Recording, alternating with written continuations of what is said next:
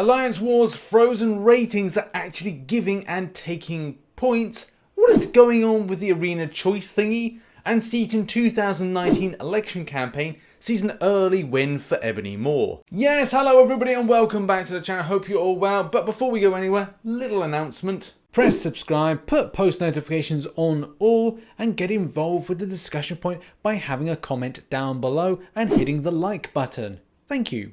Oh yes, that is indeed key information. Thanks very much to everybody that's come across and supported my Twitch channel. I've actually just had to make a message ping up here to say Aaron Day is now a subscriber because we've hit affiliate. Now we can have subscribers. So thanks very much to Aaron Day for I think being the first, and hopefully see you tonight for a Summoner Showdown commentary. So thanks, hit the follow and see you later on. But without further ado, let's go into the news!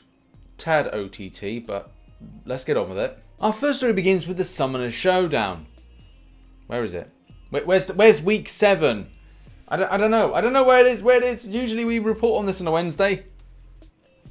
It's missing. Someone tell someone. There's not much time to prepare for these things. And what makes it worse, no one's asking. Oh, won't somebody please think of the ruddy children? At this point, I just expect to see a member of Kabam. Someone just going like, hey, aren't you meant to be doing that Summoner Showdown kind of announcement thing? I'll do it on the night. This is the night. Actually, it's 24 hours. So I've got to run it.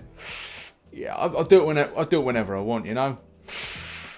Maybe it's my fault. Maybe I've got the wrong week. I don't know. I'm questioning my whole kind of sanity and logic. It's every Wednesday. God damn it! It's always out on a Tuesday to promote for the Wednesday. Moving on. In other news, ow, bit my tongue. In other news. In other news, people are getting their ratings go up and down based on, well, I've seen them go up, haven't seen them go down yet, but I've seen people going up based on the fact of, as we know, we've got Alliance Wars, it's on off season, but at the same time, people are getting that unfair little advantage. I don't think it's not their fault, it's Kabam's fault. They've got to address this stuff because, look, frozen ratings, that was what we were meant to receive. Hark to yesterday because Kabam said they were going to look into it.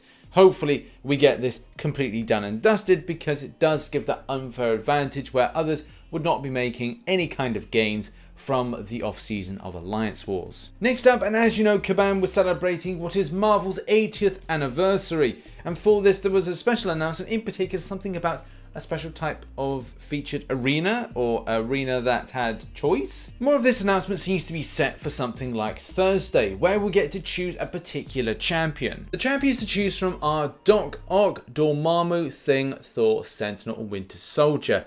My own personal thoughts on this, there's definitely a lot of characters in amongst there that are good for just general usage, and as well some specific type of content. The Thor they're referring to is the OG version of Thor, so for people that want to get their collecting on, that may be the choice. But do bear in mind, some of this is going to be hard to hit. If they have a champion like Thing, or they have Sentinel, I think those will probably go in as the highest, with Thing probably being the highest amount to put in. Even the Thor at 5-star for the collecting, kind of nostalgic value, I think people will put in upwards of about 50 to 60 mil for it. And then Thing would probably go in a bit lower than that, with Sentinel going a little bit lower than that as well. Those, in my opinion, are the most valuable champions based on Sentinel's popularity for Variant 3, Variant 2, and just the fact that it's an amazing champion. But when it comes to Winter Soldier, I think that's right down at the bottom, with Doc Ock kind of bringing in a strong, he's fielding quite strong. He would be below kind of Thing, Sentinel area, because it is a good champion. Not knocking it. Great champion. And Dormammu, which is a personal favourite of mine, I just don't think it really resonates with players, but the power control is something to really behold. As I said, maybe look out to later on Wednesday or early Thursday for an announcement on this particular event, and also starting the voting process, because it wouldn't go live just as the arena ended and you're like, oh, let's vote on it. Yeah, time's of the essence, but that's will probably be how it will roll. Also, just a little reminder of Marvel Insider, if you do go to collect rewards, there's a clairvoyant this time. So I know we were talking about the 3 stars not being in. Kabam obviously has kind of said, oh, you know, put a 3-star thing in. So 3-star clairvoyant is there. You can also get your points as usual. There's also down at the far end on the left, this kind of like AR, VR experience. I've got to be honest, Marvel Powers United is a lot better. That's obviously why we started off today with the headset, because plugging and also linkity link to this. But it's like a smartphone kind of VR type thing.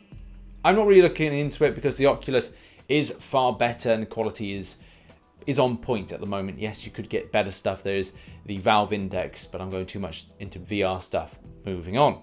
Next up, and on to this fascinating story brought to us by Grim, all about power. So in Grim's post, he highlights issues between the point of power gain. He tests out a Corvus Glaive and as well a Red Hulk, in the extent of like, well, how much power can be generated based on the champion's rarity. So as you can see, 4-star Corvus Glaive here, 6-star version of Red Hulk, then we've got a 6-star version of Corvus Glaive, and then we've got a 5-star Awakened version of Red Hulk. So it's just a case of like showcasing, right, well, obviously there's differences in some sort of ways. So what do Kabam have to say on? Oh look, it's Mike Hawk. Kabam, polite Mike, steps in and says, hey everybody, we've talked to the team about what's going on here, and we have an explanation for you. There is no difference in power rate between different rarities, 4-star versus 5-star, but there is a small increase in power rate across ranks, rank 1 versus rank 2 for example. A champion's base power rate is the power that they gain when hitting the opponent or being struck. For each rank your champion progresses, the base power rate is increased by 5%. So any champion at rank 1 has a base power rate of 1.00, while any champion at rank 2 has a base power rate of 1.05. This also means that a 4-star champion at rank 5 has the same power rate as a 5-star champion at rank 5. And a 3-star champion at rank 1 has the same power rate as a 6-star champion at rank 1. And here's how it breaks down. So rank 1 it goes 1, rank 2 is 1.05, rank 3 1.10, and 1.10, rank 4 1.15, and then we've got rank 5 1.20. This has been the case since the launch of the game, and we initially put in place to make ranking up higher rarity champions more valuable to players.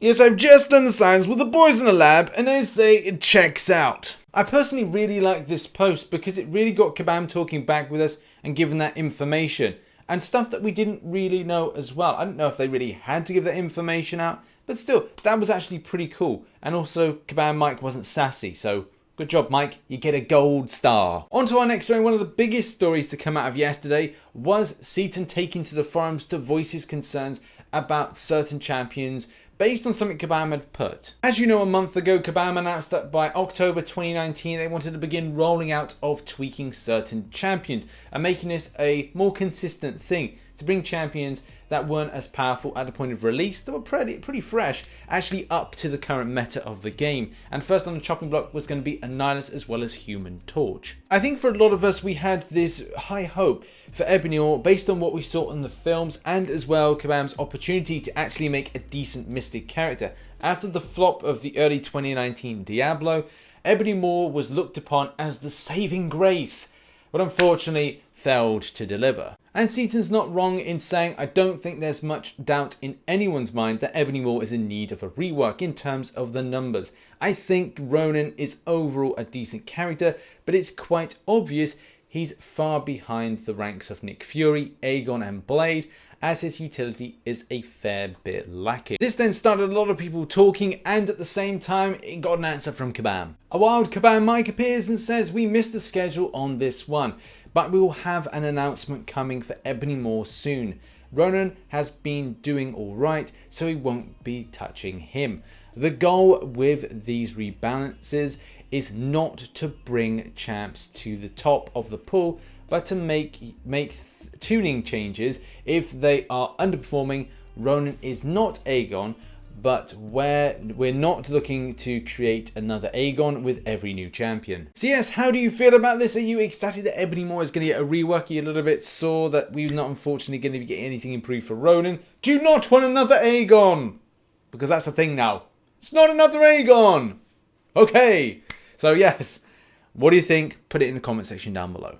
So there we have it. That has been the video. If you did enjoy it, please hit the like button, subscribe for more Marvel Contest of Champions content, as well as VR content. Yes, a bit delayed. I was meant to release it yesterday, but I ran out of time. A Doctor Strange VR Marvel video. You asked for it based on the comment section, and I will be delivering that later on today. Make sure to catch the playlist here. Also some other content here. And as always, I shall catch you in the next one. Bye-bye for now. Oh, and see you on Twitch later on. Bye.